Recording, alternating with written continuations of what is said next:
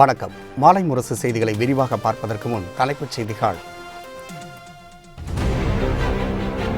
உயர் பதவியில் இருப்போரை விசாரிக்கும் லோக்பால் ஆணையத்தின் தலைவராக பினாக்கி சந்திரகோஸ் நியமனம். நீதித்துறையை சேர்ந்த உறுப்பினர்களை நியமித்தார் குடியரசுத் தலைவர் ராம்நாத் கோவிந்த். திருவாரூரில் தேர்தல் பிரச்சாரத்தை தொடக்கினார் திமுக தலைவர் ஸ்டாலின். திமுக வேட்பாளர் பூண்டி கலைவாணனை ஆதரித்து மக்களிடம் வாக்கு சேகரிப்பு.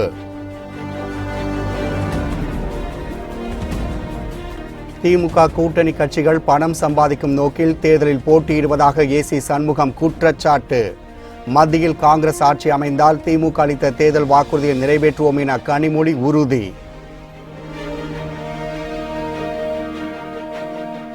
நாடாளுமன்ற தேர்தலில் போட்டியிடும் மக்கள் நீதி மய்யம் வேட்பாளர்கள் பட்டியல் இன்று அறிவிப்பு. அதிமுக கூட்டணியில் அங்கம் வகிக்கும் பாஜகவும் வேட்பாளர்கள் பட்டியல் வெளியிடும் என எதிர்பார்ப்பு.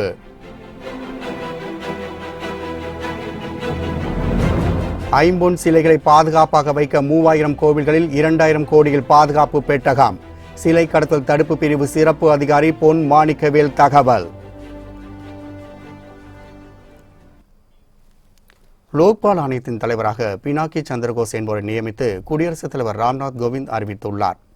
பிரதமர், மத்திய அமைச்சர்கள், நாடாளுமன்ற உறுப்பினர்கள் உள்ளிட்ட உயர் பதவியில் இருப்போர் மீதான ஊழல் புகார்களை விசாரிக்க மத்தியில் லோக்பால் அமைப்பையும் மாநிலங்களில் லோக் ஆயுக்தா அமைப்பையும் ஏற்படுத்துவதற்கான சட்டம் கடந்த 2013ஆம் ஆண்டில் நாடாளுமன்றத்தில் நிறைவேற்றப்பட்டது.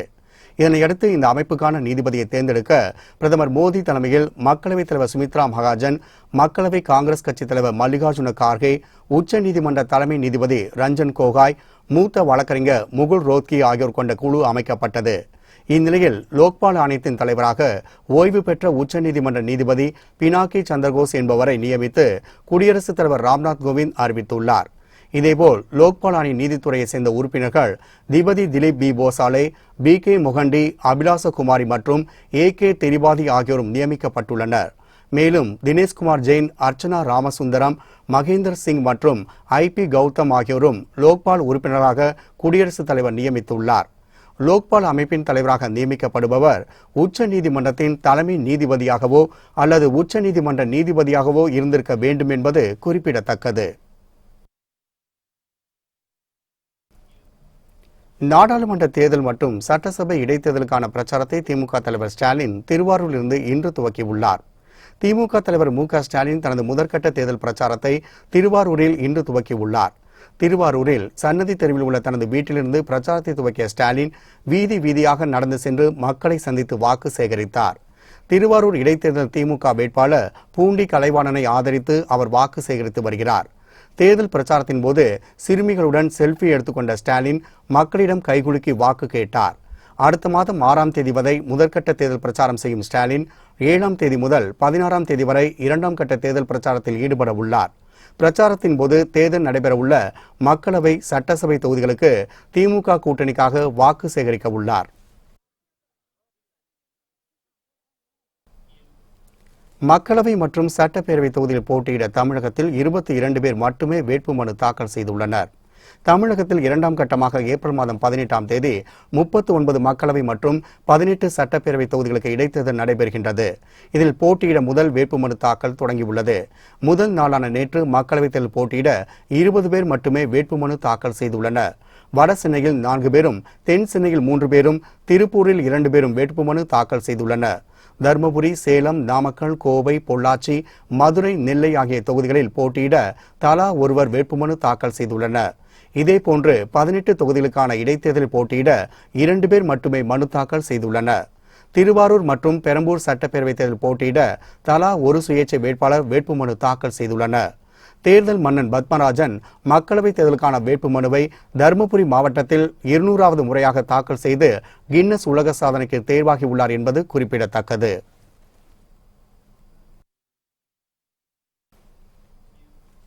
திமுக கூட்டணி கட்சிகள் பணம் சம்பாதிக்கும் நோக்கில் தேர்தலில் போட்டியிடுவதாக வேலூர் நாடாளுமன்ற தொகுதி வேட்பாளர் ஏசி சண்முகம் குற்றம் சாட்டியுள்ளார். அதிமுக கூட்டணி கட்சிகளின் சார்பில் செயல் வீரர்கள், வீராங்கனைகள் கூட்டம் வேலூரில் நடைபெற்றது. இதில் பாஜக, பாமக, தேமுதிக, தமாக உள்ளிட்ட கூட்டணி கட்சிகள் பங்கேற்றன. கூட்டத்தில் வேலூர் நாடாளுமன்ற தொகுதியில் அதிமுக கூட்டணி சார்பில் போட்டியிடும் வேட்பாளர் ஏசி சண்முகம் அறிமுக விழா நிகழ்ச்சி நடைபெற்றது. இந்த கூட்டத்தில் கலந்து கொண்டு பேசிய அமைச்சர் வீரமணி, அதிமுக கூட்டணி என்பது மக்களுக்கான கூட்டணி என்று தெரிவித்தார். திமுக பொருளாளர் துரைமுருகன் தனது மகனை எம்பியாக்க வேண்டும் என்ற ஒரே நோக்கத்திலேயே செயல்பட்டு வருவதாக அவர் குற்றம் சாட்டினார்.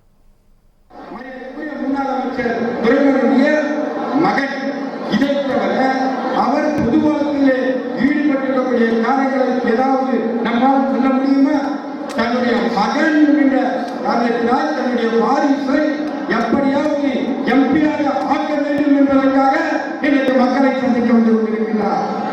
ஆனால் நாம் இங்கு கூடியிருக்கக்கூடிய கூட்டணி கட்சியை சேர்ந்தவர்கள் இன்றைக்கு வெகு ஆவேசமாக ஆக்ரோஷமாக கூட்டணியை சேர்ந்த தொண்டர்களால் இங்கு கூடி தன்னுடைய ஆக்ரோஷத்தை வெளிப்படுத்தியிருக்கிறார்.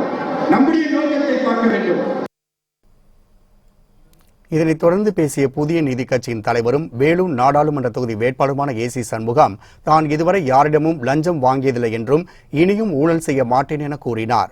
ஆனால் எதிர் அணியில் போட்டியிடுவோர் பணம் சம்பாதிக்கும் நோக்கில் தேர்தலில் போட்டியிடுவதாக அவர் குற்றம் சாட்டினார். இந்த சண்முகம் என்றென்றும் லஞ்சம் வாங்க மாட்டார், இதுவரை வாங்கியதில்லை, இனிமேல் வாங்க மாட்டேன்.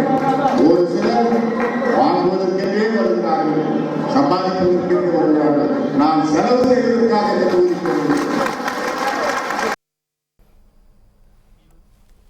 மத்தியில் காங்கிரஸ் ஆட்சி அமைத்தால் திமுக தேர்தல் அறிக்கையில் மக்களுக்கு கொடுத்த வாக்குறுதிகளை நிறைவேற்றுவோம் என தூத்துக்குடி மக்களவைத் தொகுதி வேட்பாளர் கனிமொழி உறுதியளித்துள்ளார். திமுக காங்கிரஸ் கூட்டணியில் மக்களவைத் தொகுதி வேட்பாளராக அறிவிக்கப்பட்ட கனிமொழி முதன்முறையாக தூத்துக்குடியில் தலைவர்களின் சிலைக்கு மாலை அணிவித்து மரியாதை செலுத்தினார். பின்னர் நடைபெற்ற கூட்டணி கட்சியினரின் காரியாலய கூட்டத்தில் அவர் பங்கேற்று பேசினார். அப்போது ஆட்சி மாற்றம் ஏற்படும் என மக்கள் ஆர்வமுடன் எதிர்பார்த்து காத்துக் கொண்டிருப்பதை பார்க்க முடிகிறது என குறிப்பிட்டுள்ளார். மதம் மற்றும் ஜாதியின் பெயரால் பாஜக அரசியல் செய்வதாகவும் வரும் தேர்தலின் மூலம் நமது நாட்டை அவரிடம் இருந்து காப்பாற்றுவது ஒவ்வொருவரின் கடமை என கனிமொழி கூறினார். மோடி ஆட்சியில் பொருளாதாரம் மிக மோசமான நிலை அடைந்துள்ளதாகவும் அவர் குற்றம் சாட்டினார். RSS பஜ்ரங்கள் அமைப்புகள் எல்லாம் இணைந்து இன்று உருவாக்கி கொண்டிருக்கிறார்கள். அவர்களுடைய அந்த கருத்துக்களை எல்லாம் கொண்டு வந்து இந்த தமிழ் மண்ணிலே, தந்தை பெரியாரின் மண்ணிலே விதைத்துக் கொண்டிருக்கக்கூடிய ஒரு கருவியாக அதிமுக மாறிக்கொண்டிருக்கிறது. அதனால் தமிழ்நாட்டை நாம் காப்பாற்ற வேண்டும். இந்த இந்திய நாட்டையும் காப்பாற்ற வேண்டிய கடமை நம் ஒவ்வொருவருக்கும் இருக்கக்கூடிய ஒரு சூழல். மக்களவைத் தேர்தலில் போட்டியிடும் வேட்பாளர்களின் பெயர் பட்டியலை இன்று மக்கள் நீதி மையம் அறிவிக்க உள்ளது. தமிழகத்தில் மக்களவை மற்றும் சட்டமன்ற இடைத்தேர்தல் ஏப்ரல் 18ஆம் தேதி ஒரே கட்டமாக நடைபெறுகின்றது. இரு தேர்தல்களை மக்கள் நீதி மையம் கட்சி சந்திக்கும் என்றும் இதற்கான வேட்பாளர்கள் நேர்காணலும் நடைபெற்றது. இந்நிலையில் நாடாளுமன்ற தேர்தலில் மக்கள் நீதி மையம் கட்சி சார்பில் போட்டியிடும் வேட்பாளர்களின் பட்டியல் இன்று வெளியிடப்படுகிறது. இதேபோல் சட்டப்பேரவை இடைத்தேர்தல்களில் போட்டியிடும் வேட்பாளர்கள் பட்டியல் வருகிற 23ஆம் தேதி அறிவிக்கப்படுவார்கள் என அக்கட்சியின் தலைவர் கமல்ஹாசன் தெரிவித்துள்ளார். இதனிடையே மக்கள் நீதி மையம் கட்சி கூட்டணி அமைந்துள்ள இந்திய குடியரசுக் கட்சிக்கு ஒரு மக்களவை தொகுதியும் 3 சட்டப்பேரவை தொகுதிகளும் ஒதுக்கப்பட்டுள்ளதாக அந்த கட்சியின் தலைவர் சேகு தமிழரசன் தெரிவித்துள்ளார். தமிழகத்தில் ஒரு மாற்று அரசியல் வேண்டும். அந்த மாற்று அரசியல் மக்களுக்கான அரசியலாக, நலிந்த எளிய ஒடுக்கப்பட்ட சிறுபான்மை மக்களுடைய நலன் சார்ந்த, அவருடைய உரிமை சார்ந்த ஒரு அரசியலாகவும் இன்றைக்கு மக்கள் நீதி மையம் முன்வந்திருக்கிறது. திராவிட முன்னேற்ற கழகத்தில் நீங்க என்ன, அவங்க முழுக்க முழுக்க முரண்பாடுகள் நிறைந்த ஒரு கூட்டணி தானே. அதனால பாஜக கூட்டணியை நாங்கள் ஒருபோதும் அம்பேத்கரியவாதிகள் கொள்கை ரீதியாக ஒருபோதும் ஏற்றுக்கொள்ள மாட்டோம். இதேபோல் அதிமுக கூட்டணி இடம் பிடித்துள்ள பாஜக தங்களது வேட்பாளர்கள் பட்டியலை இன்று வெளியிடும் என்று எதிர்பார்க்கப்படுகின்றது. மக்களவை மற்றும் சட்டசபை இடைத்தேர்தலில் திமுகவுடன் கூட்டணி அமைத்து போட்டியிடும் மதிமுக இன்று தேர்தல் அறிக்கை வெளியிடுகின்றது. அதிமுக, திமுக, பாமக ஆகிய கட்சிகள் தேர்தல் அறிக்கை வெளியிட்டுள்ள நிலையில் இன்று காலை 11 மணிக்கு சென்னை எழும்பூரில் உள்ள தாயகத்தில் மதிமுக பொதுச் செயலாளர் வைகோ தேர்தல் அறிக்கையை வெளியிடுகின்றார். அறிக்கையில் விவசாயிகள் மற்றும் தமிழக மக்களின் நலன் சார்ந்த திட்டங்கள் இருக்கும் என்று கூறப்படுகின்றது. புல்வாமா தாக்குதலுக்கு பிறகு தேச பாதுகாப்பை மட்டுமே மக்களவைத் தேர்தலின் ஒரே பிரச்சனையாக்குவதாக பாஜக முயல்வதாக காங்கிரஸ் எம்பி சசி தரூர் குற்றம் சாட்டியுள்ளார். காங்கிரஸ் கட்சியின் எம்பியாக இருக்கும் சசி தரூர் வரும் மக்களவைத் தேர்தலில் கேரள மாநிலம் திருவனந்தபுரம் தொகுதி வேட்பாளராக அறிவிக்கப்பட்டுள்ளார். இந்நிலையில் சசி தரூர் திருவனந்தபுரத்தில் செய்தியாளர்களிடம் பேசிய போது, மக்களவைத் தேர்தல் என்பது தேசத்தில் தற்போது முக்கிய பிரச்சனைகளாக இருக்கும் ஏழ்மை, வறுமை, நோய், வளர்ச்சி ஆகியவற்றின் அடிப்படையில்தான் இருக்க வேண்டும் என்றும், ஆனால் புல்வாமாவில் நடைபெற்ற பயங்கரவாத தாக்குதலுக்கு பிறகு இந்த தேர்தலை தேச பாதுகாப்பு பிரச்சனையாக மட்டுமே மையமாக கொண்டு தேர்தலாக மாற்றுவதற்கு ஆளும் பாஜக முயன்று வருவதாக தெரிவித்தார். இந்திய பாதுகாப்புக்கு மிகப்பெரிய ஆபத்து ஏற்பட்டுள்ளதைப் போலவும் அதை மீட்டெடுக்க தங்களால் மட்டுமே முடியும் என்பது போன்ற மாயையை ஏற்படுத்த பாஜக முயல்கிறது என சசி தரூர் குற்றம் சாட்டினார். மகாராஷ்டிராவில் உரிய ஆவணங்களின்றி கொண்டு செல்லப்பட்ட 2 கோடி ரூபாயை பறக்கும் படை அதிகாரிகள் பறிமுதல் செய்துள்ளனர். மக்களவைத் தேர்தல் நாடு முழுவதும் 7 கட்டங்களாக ஏப்ரல் 11ஆம் தேதி தொடங்கி நடைபெறும் என தலைமை தேர்தல் ஆணையம் அறிவித்துள்ளது. தேர்தல் ஆணையத்தின் அறிவிப்பின் மூலமாக தேர்தல் நடத்தை விதிகள் உடனடியாக அமலுக்கு வந்துள்ளன. இந்நிலையில் நாடு முழுவதும் பறக்கும் படையினர், துணை ராணுவ படையினர் பணம் விநியோகத்தை தடுப்பதற்காக தீவிரமாக சோதனையில் ஈடுபட்டு வருகின்றனர். இடையே மகாராஷ்டிரா மாநிலத்தில் உள்ள பீட் அகமது நகர் தேசிய நெடுஞ்சாலையில் பறக்கும் படை அதிகாரிகள் வாகன சோதனையில் ஈடுபட்டனர். அப்போது அவ்வழியாக வேகமாக வந்த காரை மடக்கி சோதனை செய்தபோது உரிய ஆவணங்கள் இன்றி 2 கோடி ரூபாய் கொண்டு சென்றது தெரிய வந்தது. இதனையடுத்து பணத்தை பறிமுதல் செய்த அதிகாரிகள் காரில் இருந்தவர்களை போல் கைது செய்து விசாரணை மேற்கொண்டு வருகின்றனர். ஐம்பொன் சிலைகளை பாதுகாப்பாக வைக்க 3000 கோவில்களில் 2000 கோடி ரூபாய் மதிப்பீட்டில் பாதுகாப்பு பெட்டகம் அமைக்க நடவடிக்கை எடுக்கப்பட்டு வருவதாக பொன் மாணிக்கவேல் தெரிவித்துள்ளார். அரியலூர் மாவட்டம் கீழப்பழுவூரில் உள்ள ஆலந்துறையார் கோவிலில் சிலை கடத்தல் தடுப்பு பிரிவு சிறப்பு அதிகாரி பொன் மாணிக்கவேல் தனது உதவி அலுவலருடன் ஐம்பொன் சிலைகள் குறித்து ஆய்வு செய்தார். மேலும் கோவிலில் உள்ள பழங்கால கற்சிலைகள் மற்றும் உடைந்த நிலையில் உள்ள கற்சிலைகளையும் அவர் பார்வையிட்டார். இக்கோவிலில் உள்ள உற்சவர், அம்பாள் மற்றும் 63 நாயன்மார்கள் உள்ளிட்ட 100க்கும் மேற்பட்ட ஐம்பொன் சிலைகள் உள்ளன. எனவே இந்த கோவிலில் இன்றும் ஆய்வு மேற்கொள்ளப்படும் என அவர் தெரிவித்துள்ளார். கீழப்பழுவூரில் உள்ள ஆலந்துறையார் கோவில் சுமார் 1200 ஆண்டுகளுக்கு முன்னர் சோழ மன்னர் ராஜராஜன் காலத்தில் கட்டப்பட்ட புராதன கோவில் என்றும் பொன் மாணிக்கவேல் குறிப்பிட்டார். தமிழகம் முழுவதும் ஐம்பொன் சிலைகளை பாதுகாப்பாக வைக்க 3000 கோவில்களில் 2000 கோடி ரூபாய் மதிப்பீட்டில் பாதுகாப்பு பெட்டகம் அமைக்க நடவடிக்கை எடுக்கப்பட்டு வருவதாகவும் அவர் கூறினார்.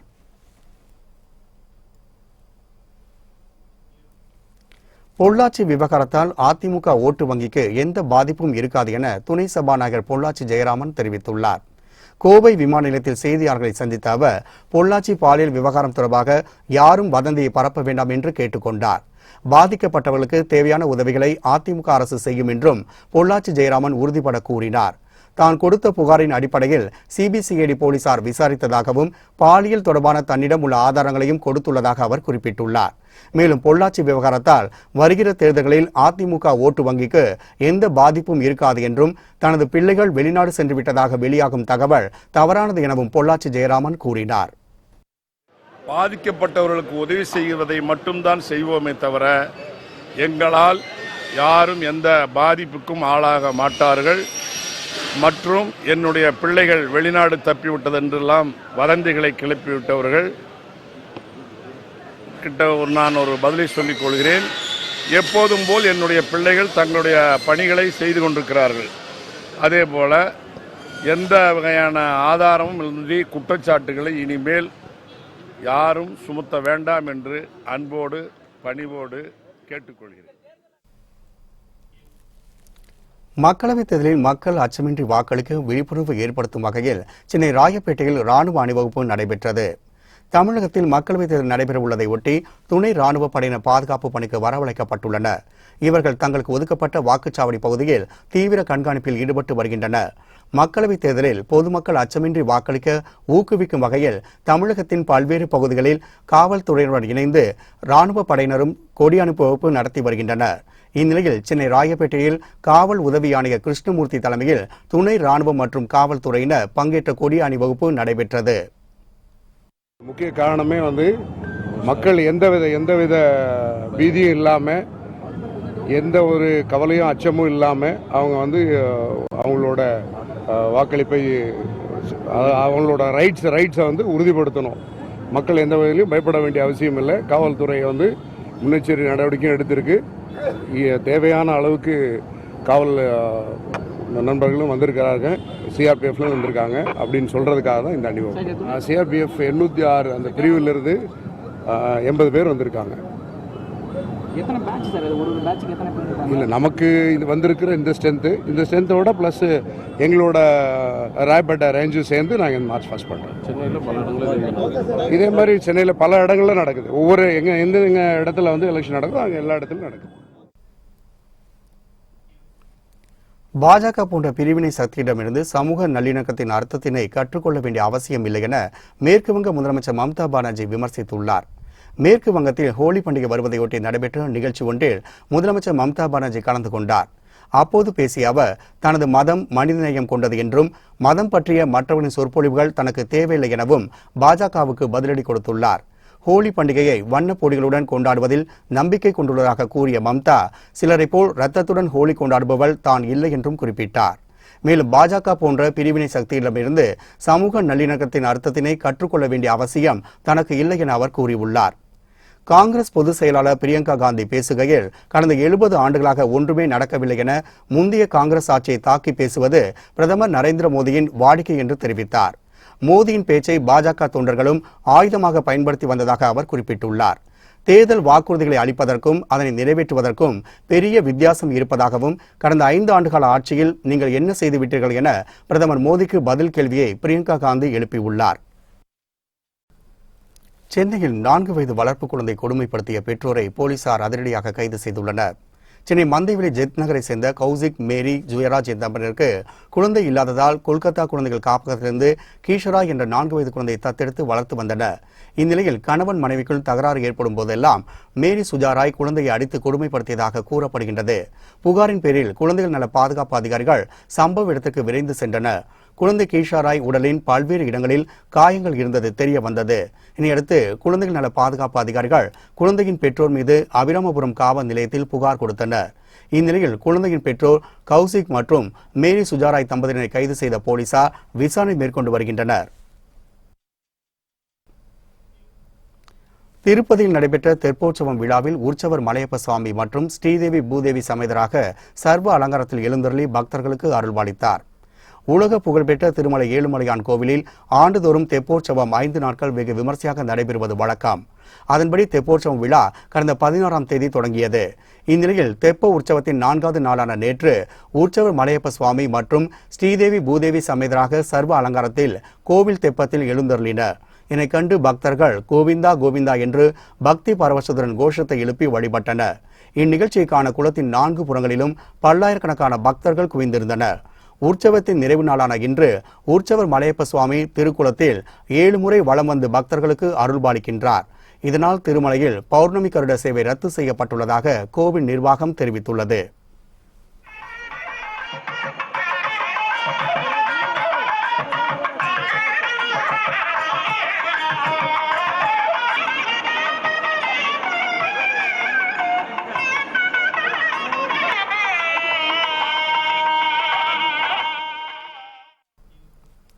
உத்தரப்பிரதேச மாநிலத்தில் உள்ள ஒரு பள்ளியில் வண்ண மலர்களை தூவி ஹோலி பண்டிகை கொண்டாடப்பட்டது.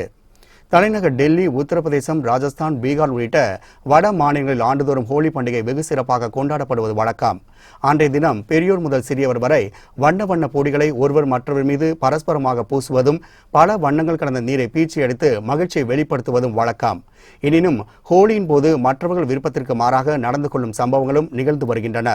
இந்நிலையில் உத்தரப்பிரதேச மாநில வதோதராவில் தனியார் பள்ளியில் ஹோலி பண்டிகை கொண்டாடப்பட்டது. இதில் வண்ண பொடிகளுக்கு பதிலாக வண்ண மலர்களை பயன்படுத்தி ஒருவர் மீது ஒருவர் பூக்களை தூவி ஹோலி பண்டிகையை கொண்டாடினர். தண்ணீரை சேமிக்கவும் சுற்றுச்சூழலின் அவசியத்தை வலியுறுத்தும் விதமாக வண்ண மலர்களை கொண்டு ஹோலி கொண்டாடப்பட்டதாக பள்ளி ஆசிரியர்கள் தெரிவித்தனர்.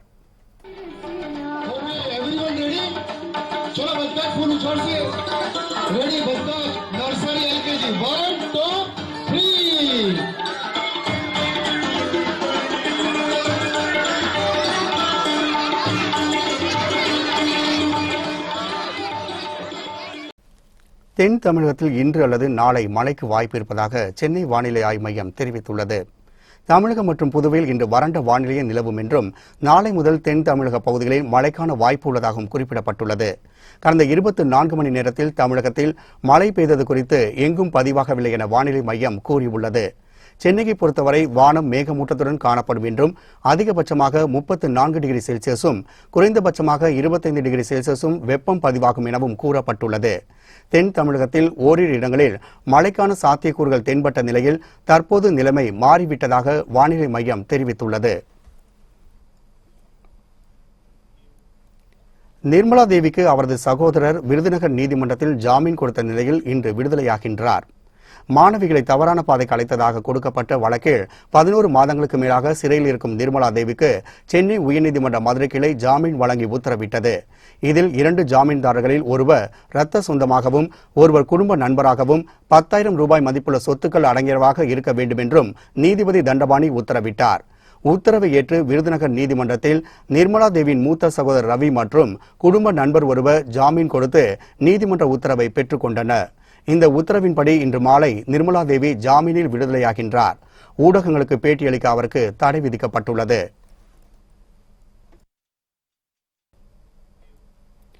தேர்தலை ஒட்டி தமிழகம் முழுவதும் பறக்கும் படையினர் அதிரடி சோதனை நடத்தி வருகின்றனர்.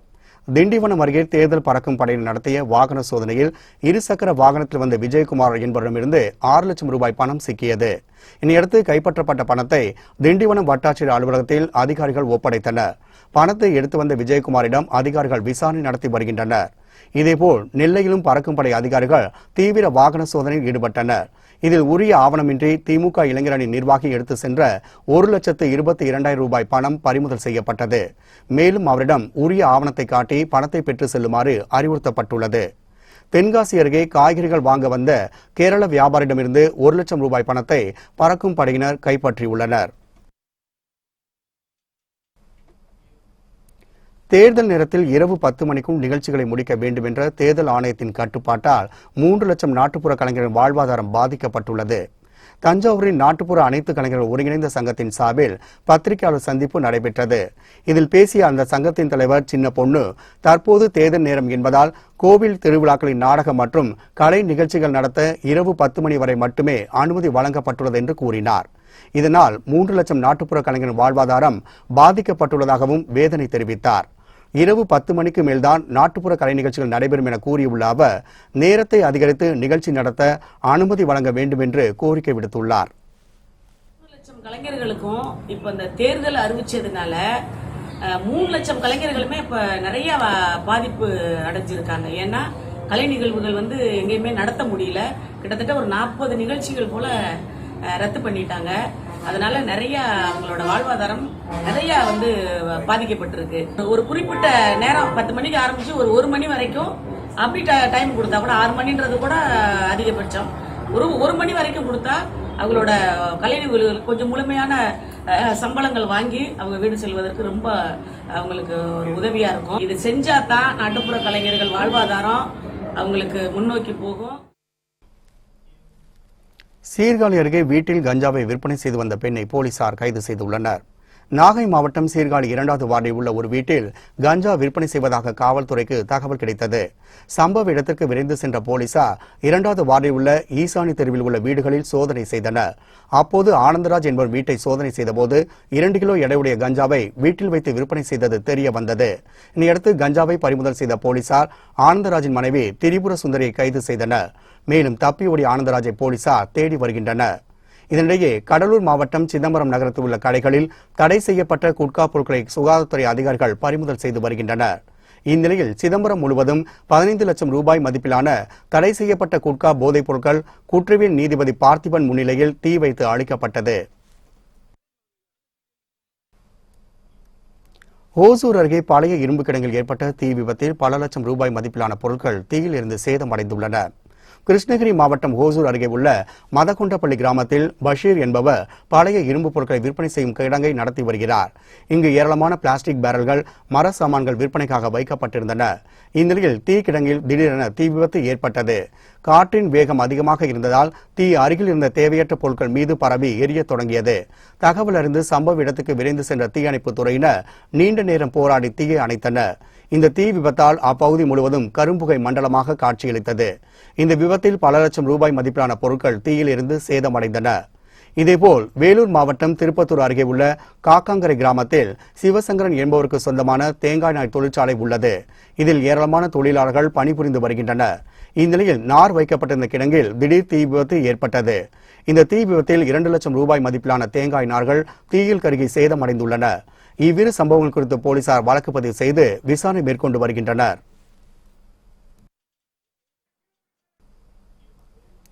கன்னியாகுமரி அருகே பாராமெடிக்கல் கல்லூரி மாணவிகள் மற்றும் ஆசிரியர்களுக்கு பாலியல் தொல்லை கொடுத்த கல்லூரி முதல்வரை போலீசார் கைது செய்துள்ளனர்.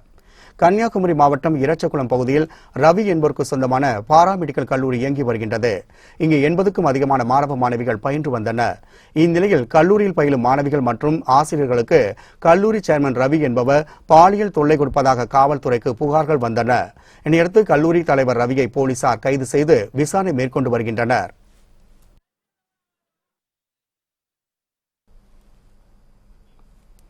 பீகார் அருகே குடிசை மாற்று வாரிய குடியிருப்பில் ஏற்பட்ட தீ விபத்தில் ஏராளமான வீடுகள் சேதமடைந்தன. பீகார் மாநிலம் முசாஃபர் பகுதியில் குடிசை மாற்று வாரிய குடியிருப்பு உள்ளது. இந்நிலையில் நேற்று நள்ளிரவில் அப்பகுதியில் திடீர் தீ விபத்து ஏற்பட்டது. காற்றின் வேகம் அதிகமாக இருந்ததால் தீ மளமளவென பரவி அருகில் இருந்த மற்ற கட்டிடங்களுக்கும் வேகமாக பரவியது. தகவல் அறிந்து சம்பவ இடத்துக்கு விரைந்து சென்ற தீயணைப்புத்துறை வீரர்கள் நீண்ட நேரம் போராடி தீயை அணைத்தனர். இந்த விபத்தில் வீட்டில் இருந்த பொருட்கள் அனைத்தும் தீயில் இருந்து சேதமடைந்துள்ளன. இந்த தீ விபத்து குறித்து போலீசார் வழக்கு பதிவு செய்து விசாரணை மேற்கொண்டு வருகின்றனர்.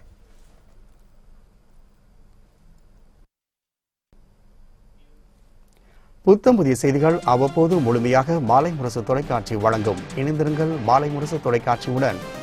வணக்கம்.